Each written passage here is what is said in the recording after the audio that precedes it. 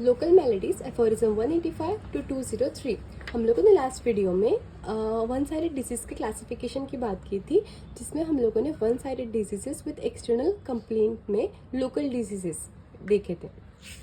Local diseases ऐसे diseases होते हैं या ऐसे वन साइडेड डिजीजेस होते हैं where the changes and elements appear on the external part of the body. Now the homeopathic concept of local diseases. तो according to Hahnemann, strictly speaking, doctor Hahnemann बोलते हैं कि कोई लोकल डिजीजेस नहीं हो सकती, मतलब यानी कि कोई डिजीज ये लोकल नहीं हो सकती, because disturbance in one part of the body may generate changes in the other part of the body also, and in each and every disease the entire organism reacts as a whole. So the local diseases are not truly local.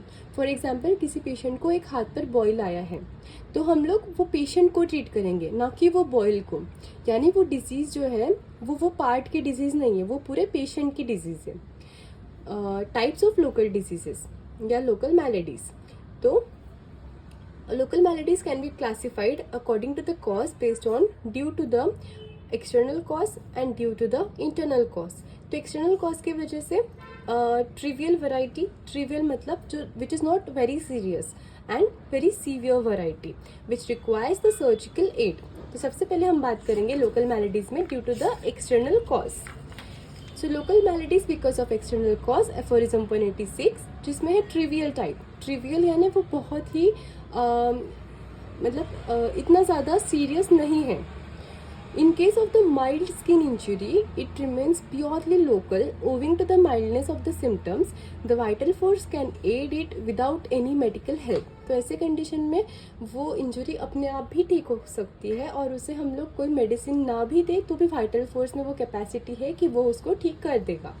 Now in the severe type, on the contrary, if the local malady are because of severe type of external injury, the whole organism reacts and there appears a protective general response, जैसे कि fever, malaise यानी weakness etc. If it is of severe type, even surgical aid may be needed। तो अगर severe case है या फिर severe type है जिसमें हमें लोकल मैलिडीज देखने मिल रही है एक्सटर्नल कॉज के वजह से, तो इसमें डॉक्टर हैनेमन रेकमेंड करते हैं हमें क्या क्या करना चाहिए। बाय रिडक्शन ऑफ डिसलोकेशन, तो ये हमें फ्रैक्चर के केस में अगर हम लोग उसको मेडिसिन दे रहे हैं बट अगर वो फ्रैक्चर ही डिसलोकेटेड है, उसके बोन्स डिसलोकेट हो चुके हैं, तो उसमें सबसे पहले फिजिशियन का जो टास्क होता है वो होता है कि उसको ठीक करना, जो डिसलोकेशन है उसको कम करना। Second, by bandage to bring together the lips of the wound. तो in the case of external injury हमें जो वुंड हुआ है उसे हमको सबसे पहले उसके जो मार्जिन्स है उसको पास लाकर उसे फर्स्ट एड देना है या फिर उसे बैंडेज करना है, जिससे कि हम लोग हीलिंग की जो प्रोसेस है उसको हेल्प कर सकें। Next, mechanical pressure to stop the flow of blood from an open artery. तो कहीं से अगर ब्लीडिंग हो रही है तो हम लोग सिर्फ मेडिसिन देकर ही उसको उस पर नहीं रिलाई कर सकते, सिर्फ मेडिसिन पे हमें वहाँ पर कुछ बैंडेड अप्लाई करके या फिर किसी भी तरीके से पहले वो ब्लड फ्लो को स्टॉप करना है। Now extraction of the foreign body that have penetrated the parts.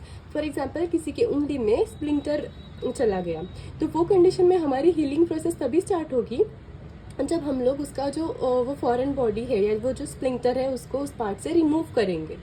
Next, by taking an opening into a cavity of the body. तो इसमें एक एग्जांपल देते हैं कि कंजेनाइटल कंडीशंस होती है, जैसे कोई बेबी बॉर्न हुआ है और उसको एनस ही नहीं है, तो वो कंडीशन में हम उसको इम्परफोरेट करेंगे, एक एनस परफोरेट करेंगे उस बेबी में, जिससे कि उसके कॉम्प्लिकेशंस ना बढ़े। Now treatment. After removal of the external obstacles, Hahnemann has advised to administer dynamic homeopathic remedy to complete the work of healing। तो ये सारे जो external obstacles है ये सब remove करने के बाद हम उसको homeopathic remedy दे सकते हैं जिससे कि उसकी healing process fast हो जाए। Now local maladies because of internal cause। तो in these diseases the physician cannot notice any external cause like injury or accident। Here cause is purely internal and dynamic। इसमें examples देते हैं वो eruption on the lips या on any other part of the body, then whitlow। Such diseases should be treated with internal remedy। मतलब हमें इसमें हमारी homeopathic remedy ही देनी है। Aphorism 190। Now treatment. So formation of complete totality, जैसे कि हम हर एक होम्योपैथी के केस में करते हैं। First, exact character of the local affection plus changes, symptoms and sufferings observed in the patient, symptoms which may have been previously noted. तो ये सारे डिफरेंट टाइप्स ऑफ सिम्टम्स को हम लोग को लेकर एक होम्योपैथिक रेमेडी इस टोटलिटी ऑफ सिम्टम्स के बेसिस पर सिलेक्ट करना है. If it is not advisable to use any kind of external application, even the internally administered similimum remedy can't be applied externally. तो हमें ये केसेस में सिर्फ एक इंटरनल रेमेडी ही देनी है. हम लोग यहाँ पे एक्सटर्नल एप्लीकेशन नहीं यूज़ कर सकते. ये जो टोटलिटी ऑफ सिम्टम्स जो हम लोगों ने फॉर्म करके जो हमारी सिमिलिमम आएगी वो भी हम लोग फिजिशियन को पेशेंट को सिर्फ इंटरनल फॉर्म में ही देना है. वो हम लोग एक्सटर्नली अप्लाई करने के लिए यूज़ नहीं कर सकते. In local malady of psoric origin anti psoric remedy is the only solution.